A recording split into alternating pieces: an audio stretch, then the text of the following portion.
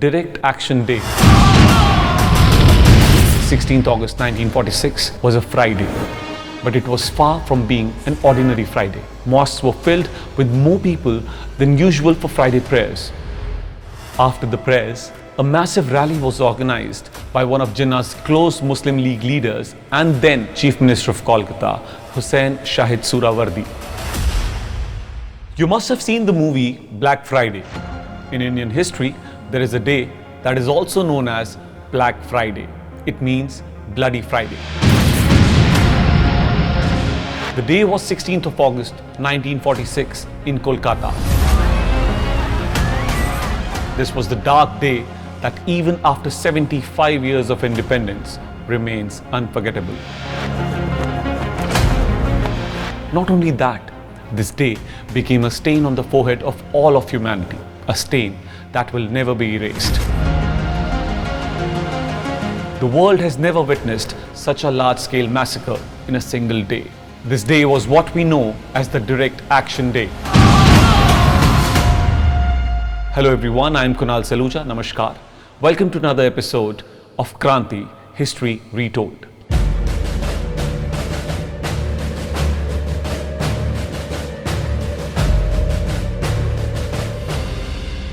Major events are often the result of a long chain of small incidents. The Partition of India was one such event. If we look at the date, the Partition of India occurred on 15th of August 1947, but its foundation was laid much earlier. Although the demand for a separate country for Muslims was first made at the Muslim League session in Mumbai on 23rd March 1930, it was 16th August 1946 that cemented this demand, making it clear that Hindus and Muslims could no longer live together, and that India's partition based on this demand had also become almost inevitable. The year was 1947 and India's freedom struggle was nearing its final stage. After ruling India for 200 years, the British were now ready to leave and grant India full independence. At this point, a voice arose, spreading unrest throughout India. This was the demand for a separate country for Muslims raised by Muhammad Ali Jinnah, the leader of the Muslim League. Jinnah presented the demand for a separate Muslim nation to the British government and Congress party, but it was outrightly rejected. To pressurize them, Jinnah gave a warning for Direct Action Day, which meant that the demand for a separate country would no longer be a request, but would be seized by force.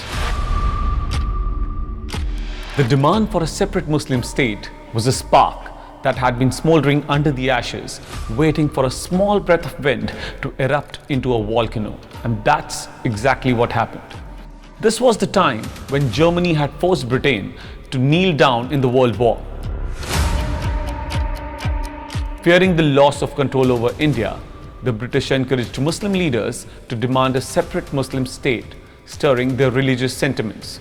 This strategy worked, and Jinnah openly demanded a separate Muslim nation, which was widely supported by Muslim extremists and common Muslims. However, the Congress party, led by Mahatma Gandhi and Jawaharlal Nehru, firmly rejected the idea of India's partition and giving Muslims a separate nation. The British were always on the lookout for weak points, and Jinnah turned out to be that point. He used the divide and rule policy as a weapon to spread hatred between Hindus and Muslims. Jinnah, who was adamant, insisted on having a separate country for Muslims, and to achieve this, he announced the Direct Action Day on the 16th of August 1946. A day to initiate armed struggle and violence. This day soon became a day of communal violence in Kolkata, leading to large-scale violence between Muslims and Hindus. This day was also known as the Week of the Long Knives, and its aftermath was far worse than anyone could have imagined.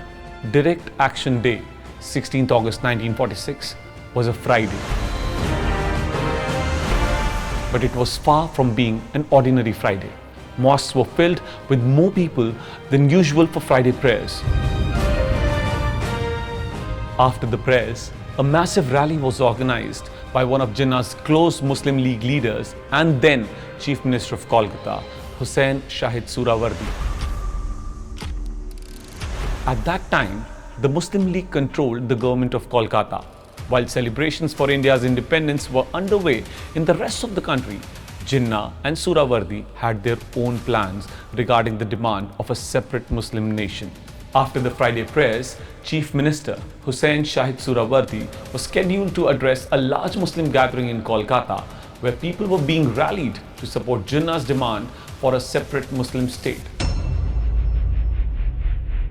Thousands gathered to hear their leader, most of whom were Muslims. Unfortunately, British authorities did not send any military or police forces for security until the afternoon of 17th August. Suhrawardy, while giving his speech, spoke of peace and restraint, but the crowd had something else in their mind. What they heard and what they intended to do were completely different. Suhrawardy's speech turned out to be the spark that ignited a barrel of gunpowder. After the speech, the Muslim supporters went into a frenzy, and as the rally concluded, they began looting the nearby markets, most of which were owned by the Hindus. Not only did they loot, but they also started killing people on sight. The violence erupted and the massacre began. Over 3,000 people were reported dead in the Hindu-Muslim violence. That was just the official figure. The actual number was much higher. During this bloodbath, neither the police arrived to stop the riots, nor was any action taken against the looters, murderers, and arsonists. It is said that these murders and massacres were carried out with prior planning. Furthermore, the order for the police to stay away from the scene came directly from Muslim League leaders and Chief Minister Suhrawardy himself. Despite the massive scale of the killings, the British government stood by as a mere spectator watching it all unfold. In just 70 hours, thousands were killed. Children were mercilessly slaughtered, women were raped, and young men were murdered. Their bodies hung in the middle of the streets. Just the day before, Hindus and Muslims had been fighting together for independence, and now they were fighting against each other. By nightfall, Kolkata had turned into a graveyard, and for days, vultures and crows pecked at the bodies of the dead scattered throughout the city's streets. The massacre, which started in one area of Kolkata, spread across the entire city. The British Army had the power to control the situation, but they did not issue any orders for the police to intervene. Some Hindus tried to resist, but it was already too late. This event not only divided Kolkata, but the entire nation. The dark night of India's partition and the dawn of independence arrived at the same time. From Direct Action Day onwards, the Partition of India had been sealed. Jinnah's dream of a separate Muslim state was coming true, but at the cost of innocent lives. This Black Friday remains forever etched as a stain on India's history.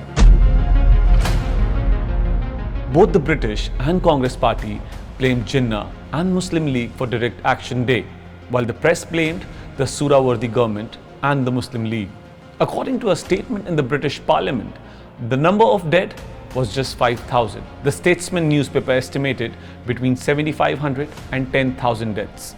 The Congress Party claimed that 20,000 people had died, while the British government's official study reported only 445 deaths. Regardless of the death toll, Direct Action Day, which started as an ordinary Friday, turned into a bloody Friday, creating a deep divide of hatred between Hindus and Muslims that never healed. The result was the Partition of India. That's all from this episode of Kranti, History Retold. I'm Kunal Saluja, signing off.